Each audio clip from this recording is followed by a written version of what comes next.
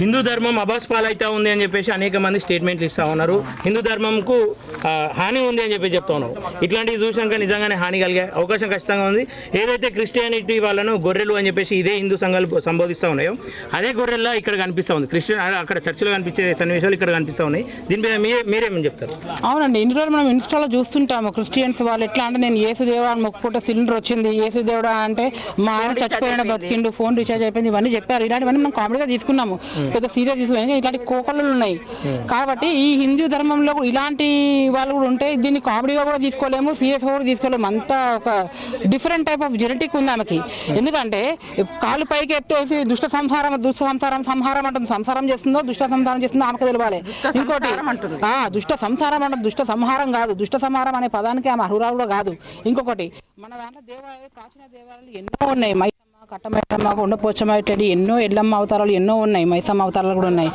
ఇలాంటి కులదేవాలను పూజించుకుంటే ఒక లెక్క, కానీ ఏ రూపము లేని ఆ శక్తిని ఏ మానవుడు కూడా మోయలేడు. ఆ పవర్ అలాంటిది. దేవుడు శరీరం మీదకి మణిదీపేశ్వరి అనే అమ్మవారు తన ఒక వెలుగు, తన దేవతలకే కోటొక్క భక్తులకి, కోటొక్క దేవతలకి ఆమె ఒక వెలుగు.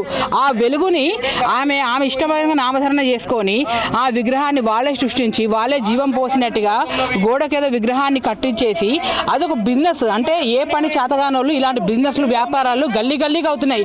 ఇట్లాంటి వాటిని మనం ఎంకరేజ్ చేయొద్దు, ఎంటర్టైన్ కూడా చేయొద్దు అని చెప్పేసి మీలాంటి మీడియా మిత్రులని నేను కోరుతున్నాను. ఇంకొకటి, తను లొకేషన్ పంపింది అమ్మవారు అని చెప్పేసి ఒకటన్నది. ఇంకొకటి, లవ్ మ్యారేజ్ పేరు మీద మీరైతే ప్రేమించారో వాళ్ళని కలుపుతాను, వాళ్ళకే అమ్మవారు పోయి కళ్ళలోకి వచ్చి నిన్నే పెళ్లి చేసుకున్నట్టు చేస్తాను, మీరు కలశాలు ఇవ్వాలి, డబ్బులు ఇవ్వాలి అని చెప్పేసి హోమాలు చేస్తాను, ఇవి చేస్తాను, పూజలు చేస్తాను. ఈమె ఒక మాంత్రికమా, తాంత్రికమా? ఈమె ఎవరు ఇంతకి? తంత్ర విద్య నేర్చుకున్న తాంత్రికమా ఈమె? అది కూడా కాదు. రథబండి అంటే రథం నడుపుతున్నది. ఆ రథానికి ఈమె సంబంధించిన మంత్రాలు వచ్చా, వేద మంత్రాలు వచ్చా? ఇంకోటి, ఈమె శివభక్తురాలు కాదు, ఇంకోటి శివశక్తి కాదు. ఈ శివశక్తులకు కూడా ఇది ఇన్సల్ట్, అవమానమే ఇది.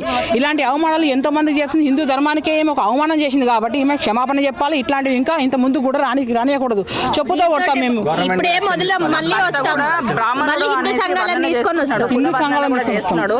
నిజమైన బ్రాహ్మణుడు అయితే వాడికి వచ్చినది ఏదున్నా కానీ సరే వచ్చి నిరూపించుకోవాలి.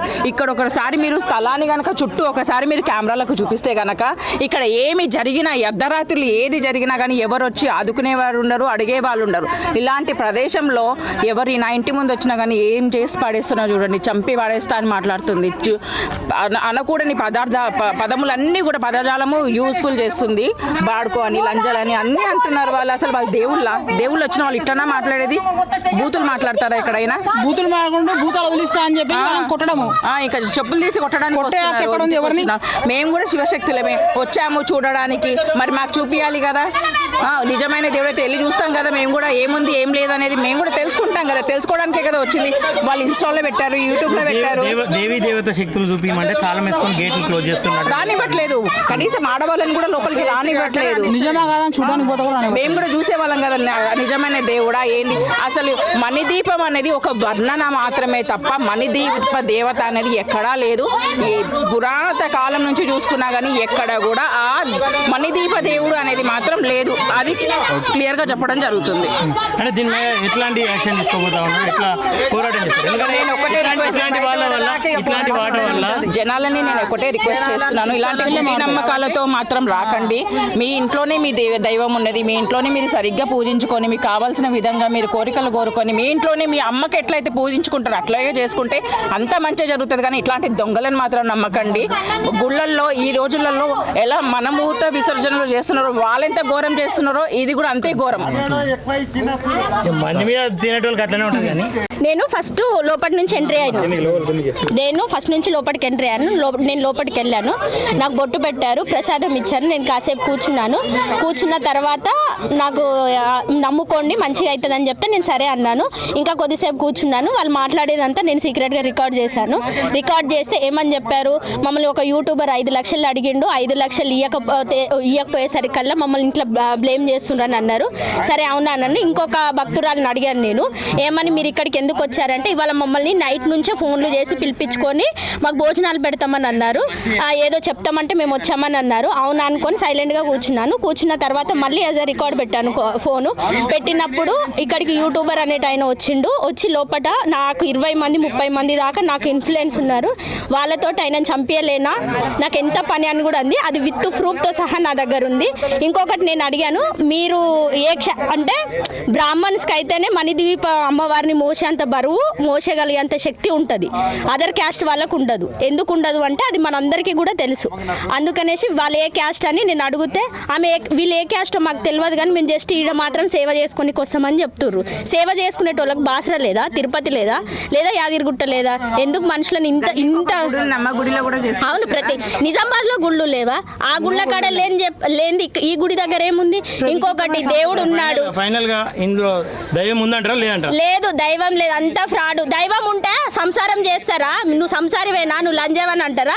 దేవుడు అది చెప్పమని చెప్పిందా? సరే మేము సంసారం కాదు, మేము లంజలం. మరి నువ్వు ఏ లంజవై వచ్చినావు మరి ఇడికి అంటే? నేను మాట్లాడకూడదు బూతులు. అరే బే ఏ సాలే బాడుకోవని అంటదా కెమెరా వాళ్ళు వస్తే? ఆమె దుష్ట సంసారం చేస్తుందంట. మరి సంసారం చేస్తుందంట.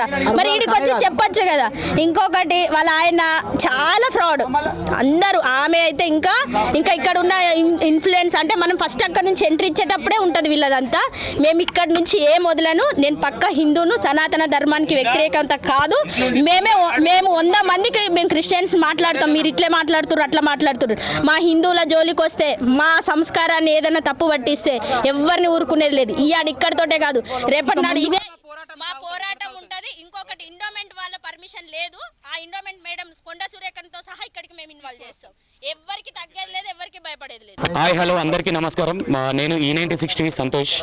యాక్చువల్లీ నేను ఇక్కడ మణిదీపేశ్వరమ్మ విషయం నాకు వేరే వాళ్ళ త్రూగా అంటే బాలాజీ గౌడ్ ఎవరైతే ఉన్నారో ఆయన వీడియోలు చూసి నేను రావడం జరిగింది. ఎంతవరకు నిజం ఏంటనేది. మార్నింగ్ వస్తే బల్గం సుజాత కలిసింది మనకు ఫస్ట్ ఎంట్రన్స్లో. ఆ ఎంట్రన్స్లో కలిసిన తర్వాత మనం అడగడం జరిగింది, అంటే ఒక యాంకర్ ఏ విధమైన జాబ్ చేస్తూ ఉంటాడో ఆ జాబ్ పర్పస్లో నేను అడగడం జరిగింది. నాతో పాటు ఆ రోజు వీళ్ళకి ఎవరైతే వీళ్ళు ఎంబడున్న బాలాజీ గౌడ్ ఉన్నారో, బాలాజీ గౌడ్ గారు నా ఎంబడే ఉన్నారు. మార్నింగ్ ఉన్నారు, ఈవినింగ్ ఉన్నారు. సంతోష్ అనే పర్సన్ 5 లక్షలు డిమాండ్ చేస్తూ ఉన్నారు అని వచ్చిన జనాలకి ఇక్కడ మోటివేషన్ అంటే ప్రతి ఒక్కరికి చెప్తా ఉన్నారు వీళ్ళు. అయితే ఆ డౌట్ వచ్చి ఇక్కడికి నేను వస్తే కొట్టిస్తాము, వానికి అంత సీన్ లేదు, వాడు దొంగ అది ఇదని మాట్లాడితే సరే అక్కడికి వెళ్ళి డైరెక్ట్గా వాస్తవాలు ఏందో మాట్లాడదామన్న ఇంటెన్షన్తో నేను ఇక్కడికి రావడం జరిగింది. నేను వచ్చిన తర్వాత వాళ్ళు ఎవరు రావట్లేదు. మరి మీడియా మిత్రులకు ఏమర్థమైందో వాళ్ళు ఏదైనా డౌట్స్ ఉంటే అడిగితే నేను సమాధానం చెప్తాను. సరే, ఆమె ఆధారాలు అయితే ఏం చూపిస్తలేదు కానీ ఏదో అన్నోన్ నెంబర్ నుండి నీ పేరు చెప్పి కాల్ చేశారని చెప్పేసి ఇప్పుడు చెప్తా ఉన్నాడు. ఓకే, నేను ఏమంటా ఉన్నానంటే ఓకే అన్నోన్ నెంబర్ నుంచి వచ్చినప్పుడు ఆ నెంబర్ తీసుకెళ్లి పోలీస్ వ్యవస్థ ఉంది వాళ్ళకి చూపించాలి. వాళ్ళు ఏదంటే లీగల్గా ఉంటే యాక్షన్ తీసుకుంటారు, అవునా కాదా? మరి లీగల్ యాక్షన్ ఎందుకు తీసుకోలేదు 2 వారాల నుంచి? అవే ఎవిడెన్స్ ఏవైతే చెప్తా ఉన్నారో ఆ ఎవిడెన్స్ ఇలా ఫ్రెండ్ది వాళ్ళ నేను ఆల్రెడీ కాల్ బ్యాక్ చేసిన, ఆ వీడియో కూడా నేను రిలీజ్ చేసిన. వాళ్ళు ప్రూఫ్ చేయమనండి, సంతోష్ డబ్బులు అడిగినట్టుగా, సంతోష్ టీం డబ్బులు అడిగినట్టుగా. మరి ఇప్పుడు ఈయన ఉన్నది కదా మీడియా, ఎందుకు వచ్చి మాట్లాడట్లేదు అనుకుంటున్నారు మీరు? అంటే మీడియా వాళ్ళందరూ కూడా ఇంతకుముందు మీరు చేసినప్పుడు వీడియో కూడా ఆ వీడియో వల్ల చాలా వాళ్ళకందరూ కూడా నష్టం జరుగుతుంది, మా గురించి బ్యాడ్ చూపిస్తున్నారని చెప్తున్నారు. మరి అంటే నేను ఉండే వాస్తవాలు చూపిస్తే వాళ్ళు బ్యాడ్ అనుకో